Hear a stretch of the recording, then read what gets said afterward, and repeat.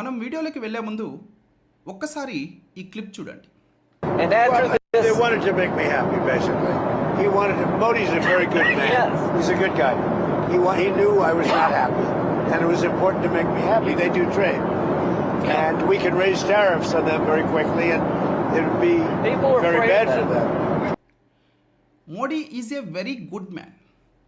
He is a good guy, but he no I was not happy. ఇది నిన్న మొన్నటి మాట కాదు, ఇది ఇప్పుడు జరుగుతున్న లైవ్ యాక్షన్. అమెరికా 47వ అధ్యక్షుడిగా డొనాల్డ్ ట్రంప్ కుర్చీ ఎక్కి ఏడాది అవుతుంది. అంతా బాగుంటుంది. మోదీ ట్రంప్ దోస్త్ మేరా దోస్త్ అని మనం అనుకుంటున్న టైంలో ట్రంప్ తన అసలు రంగు బయటపెట్టారు. నిన్న ఎయిర్ ఫోర్స్ 1 విమానంలో వెళ్తూ ఇండియా మీద డైరెక్ట్ వార్నింగ్ ఇచ్చారు. ఇండియా రష్యా నుంచి ఆయిల్ కొనడం నాకు ఇష్టం లేదు. మోదీకి ఆ విషయం తెలుసు, అయినా కొంటున్నారు. అందుకే త్వరలోనే ఇండియా మీద భయంకరమైన టారిఫ్స్ వేస్తామని బాంబు పేల్చారు. ఒక పక్క మోదీ నా బెస్ట్ ఫ్రెండ్ అంటూనే మరో పక్క నా మాట వినకపోతే వాతల పెడతా అని బెదిరిస్తున్న ట్రంప్ వైఖరి వెనుక అసలు కథ ఏంటి? 2025 నుంచి ఇప్పటిదాకా ఈ ఏడాది కాలంలో ఇండియా అమెరికా మధ్య అసలు ఏం జరిగింది?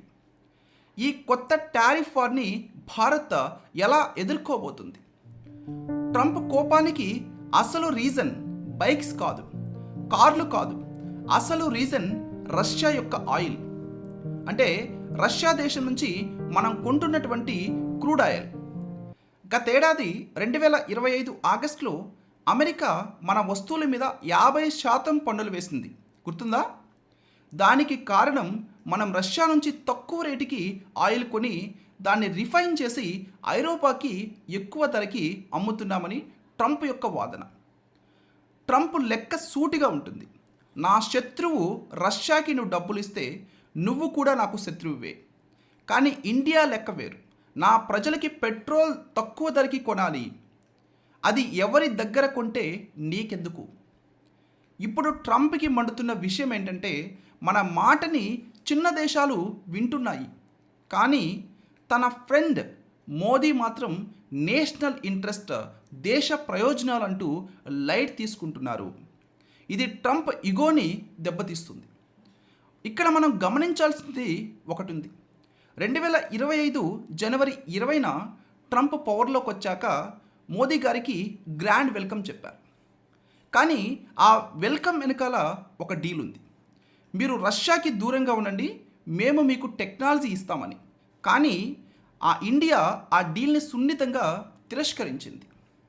మన విదేశాంగ మంత్రి జైశంకర్ గారు చెప్పినట్లుగా we are not sitting on the fence, we are sitting on our ground అని.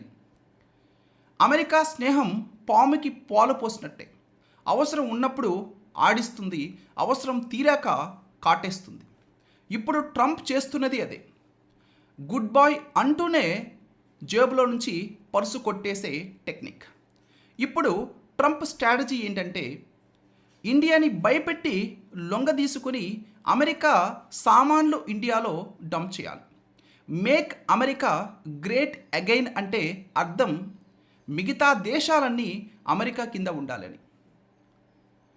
ట్రంప్ ఇప్పుడు హ్యాపీగా లేను అంటున్నాడు, కానీ అమెరికా ప్రెసిడెంట్లు ఇండియా మీద కోపంగా ఉన్న సందర్భాలు చరిత్రలో మనం చూస్తే చాలానే ఉన్నాయి.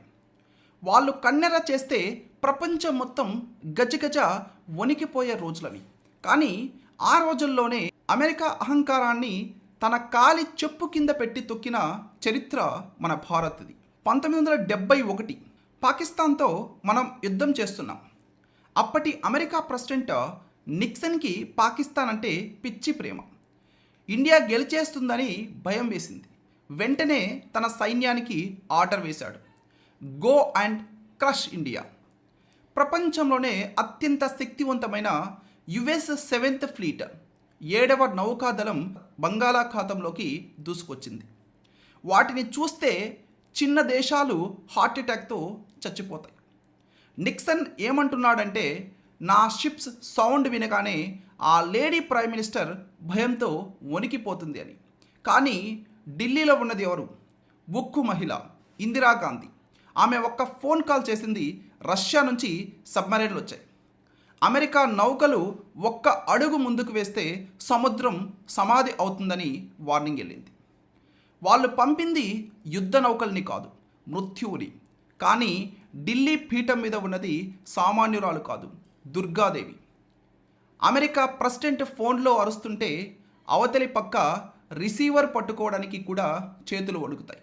కానీ భారత్ ఆ రోజు రిసీవర్ పెట్టేయలేదు. అమెరికా అహానికి ఫుల్ స్టాప్ పెట్టింది. 1971 గడిచింది, 1998 వచ్చింది. వాజ్పేయి గారు డిసైడ్ అయ్యారు భారత్ అణుశక్తిగా మారాలని. అప్పట్లో అమెరికా నిఘా నేత్రం ఆకాశంలో గద్దలా కాపలా కాస్తుంది. ఇండియా కనుక అణు పరీక్ష చేస్తే వాళ్ళ కాళ్ళు విరగ్గొడతామని క్లింటన్ వెయిట్ చేస్తున్నాడు.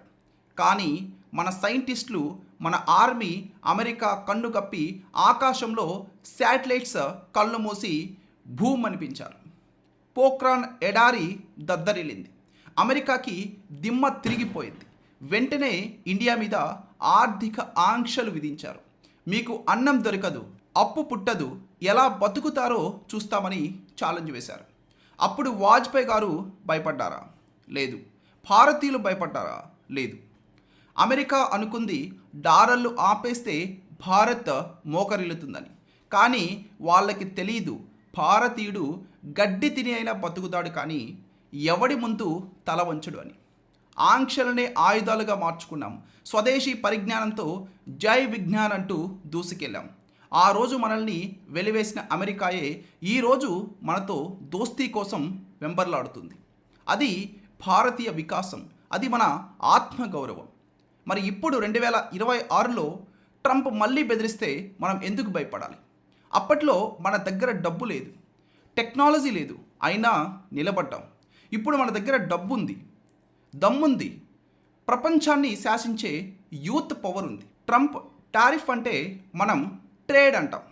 ట్రంప్ వార్నింగ్ ఇస్తే మనం వెయిటింగ్ అంటాం. ఎప్పుడు దెబ్బ కొట్టాలా అని. రాజ్యం మారొచ్చు, రాజు మారొచ్చు, కానీ సింహం వేట మారదు. నాడు ఇందిరమ్మ అయినా నేడు మోదీ అయినా ఎదురున్నది అమెరికా అయినా ఇంకెవరైనా భారత్ వైఖరి ఒక్కటే. చెయ్యి కలిపితే షేక్ హ్యాండ్, కాలు దువ్వితే వార్. ట్రంప్ గారు మీ బెదిరింపులు 1990లో చెల్లుతాయేమో. ఇది 2026 భారత్. ఇక్కడ పప్పులు ఉడకవు, పన్నులు మాత్రమే మిగులుతాయి. జాగ్రత్త. గత 6 నెలల్లో మనం అమెరికా నుంచి ఆయిల్ కొనడం పెంచాం. అంటే ట్రంప్కి ఒక బిస్కెట్ వేశాం. కానీ రష్యా నుంచి ఆయిల్ కొనడం ఆపలేదు. రష్యా నుంచి ఆయిల్ కొనడం, ఈ క్రూడ్ ఆయిల్ కొనడం కూడా ఎక్కువ చేశాం. దీన్నే స్ట్రాటజిక్ అటానమీ అంటారు. అంటే నీకు కోపం రాకుండా చూసుకుంటా, కానీ నా లాభం మాత్రం వదులుకోను. అమెరికా సంగతి పక్కన పెడితే మనల్ని 200 ఏళ్ళు బానిసగా చూసిన బ్రిటన్ సంగతి ఏంటి? సూర్యుడి అస్తమించని రాజ్యం, the empire on which the sun never sets అని విర్రవీగారు. మన సంపదని దోచుకొని మనల్ని పేదవాళ్ళుగా మార్చి వెళ్ళిపోయారు. కానీ కాలం ఎప్పుడూ ఒకేలాగా ఉండదు. కొన్నేళ్ల క్రితం వరకు బ్రిటన్ మనకి ఎయిడ్ ఇస్తున్నామని ఫోజులు కొట్టింది. కానీ ఇప్పుడు పరిస్థితి ఏంటి? ఎవడైతే మనల్ని పాలించాడో వాడినే ఆర్థిక వ్యవస్థలో వెనక్కి నెట్టి భారత్ ప్రపంచంలోనే 5వ అతిపెద్ద ఆర్థిక శక్తిగా అవతరించింది. బ్రిటన్ మన వెనుక నిలబడింది. అంతేనా? వాళ్ళ దేశంలో ఆఫీసులు నడవాలంటే మన ఇన్ఫోసిస్, టీసీఎస్ కావాలి. వాళ్ళ రోడ్ల మీద కార్లు నడవాలంటే మన టాటా కావాలి. నాడు ఈస్ట్ ఇండియా కంపెనీ పేరుతో వ్యాపారానికి వచ్చి మన దేశాన్ని ఆక్రమించారు. కానీ నేడు మన భారతీయ కంపెనీలు వాళ్ళ దేశానికి వెళ్ళి వాళ్ళ కంపెనీలనే కొనేసి వాళ్ళకే బాస్లుగా మారుతున్నారు. అప్పుడు వాళ్ళు మనల్ని రూల్ చేశారు. ఇప్పుడు మన మూలాలు ఉన్న మనిషి రిషి సునాక్ వాళ్ళని రూల్ చేసే పరిస్థితి వచ్చింది. ఇది కదా కాలం తీర్చుకున్న అసలైన పగ. ఇది కదా మన భారతీయుడి దెబ్బ. ఒకప్పుడు మన దగ్గర పన్నులు వసూలు చేసిన బ్రిటన్ ఇప్పుడు బాబు మోదీ గారు ప్లీజ్ మన 2 దేశాల మధ్య ఫ్రీ ట్రేడ్ అగ్రిమెంట్ చేసుకోండి, మా ఎకానమీ బాగాలేదు అని అడుక్కుంటోంది. ఇండియా ఏమంటోంది? లైవ్లో నుంచే మా టర్మ్స్ ఒప్పుకుంటేనే సంతకం అని చెప్తుంది. బ్రిటన్ రాణి కిరీటంలో ఉన్న కోహినూర్ వజ్రం మనది కాకపోవచ్చు, కానీ ఇప్పుడు ఆ బ్రిటన్ ఆర్థిక వ్యవస్థకి వజ్రంలా మారింది మన భారతీయ మార్కెట్. వాళ్ళు మనల్ని ఆకలితో వదిలేసి వెళ్ళారు. ఇప్పుడు మనం వాళ్ళకి అన్నం పెడుతున్నాం. గుర్తుపెట్టుకోండి, భారత్ ఎప్పుడూ పగ తీర్చుకోదు, ప్రగతితో సమాధానం చెప్తుంది. బ్రిటన్ లాంటి దేశాన్ని వెనక్కి నెట్టిన మనకి ట్రంప్ ఇచ్చే వార్నింగ్స్ ఒక లెక్క. సో ఇప్పుడు 2026లో ఏం జరుగుతోంది? ట్రంప్ ఖచ్చితంగా పన్నులు పెంచుతారు.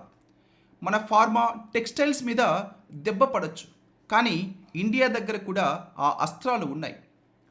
అమెరికా పెద్ద పెద్ద కంపెనీలన్నీ ఇప్పుడు ఇండియాలోనే ఫోన్లు అమ్మడం, తయారు చేయడం చేస్తున్నాయి. ట్రంప్ ఇండియాని గట్టిగా గెలితే ఈ కంపెనీలే ట్రంప్కి ఎదురు తిరుగుతాయి. మనం అమెరికా నుంచి డ్రోన్లు, జెట్ ఇంజిన్లు కొంటున్నాం. వ్యాపారి అయిన ట్రంప్ ఈ డీల్స్ని పోగొట్టుకోడు. ట్రంప్ ఒక వ్యాపారి, లాభం లేనిదే యుద్ధం చేయడు. మోదీ ఒక రాజకీయ చాణక్యుడు, అవసరం లేనిదే తల వంచడు. ఈ ఇద్దరి మధ్య జరిగేది యుద్ధం కాదు, ఒక మైండ్ గేమ్. చివరిగా ఒక్క మాట, ట్రంప్ హ్యాపీగా లేను అని చెప్పడం ఆయన బలహీనత. మన బలం ఇది, ఎందుకంటే ఆయన మనల్ని కంట్రోల్ చేయలేకపోతున్నాడు కాబట్టి. ఆయన స్నేహితుడే, కానీ ఆ స్నేహం టర్మ్స్ అండ్ కండిషన్స్ మీద నడవకూడదు. భారతదేశం ఎవరిని బెదిరించదు, ఎవరి బెదిరింపులకి భయపడదు. రాబోయే రోజుల్లో ఈ టారిఫ్ వార్ ఇంకా ముదురుతుంది, కానీ గుర్తుపెట్టుకోండి, సముద్రంలో తుఫాను వచ్చినప్పుడే నావికుడి యొక్క సత్తా తెలుస్తుంది. మీరేమంటారు? ట్రంప్ ఒత్తిడికి ఇండియా లొంగాలా, లేక రష్యా ఆయిల్ కొంటూనే అమెరికాని డీల్ చేయాలా? కింద కామెంట్ చేయండి. జై హింద్.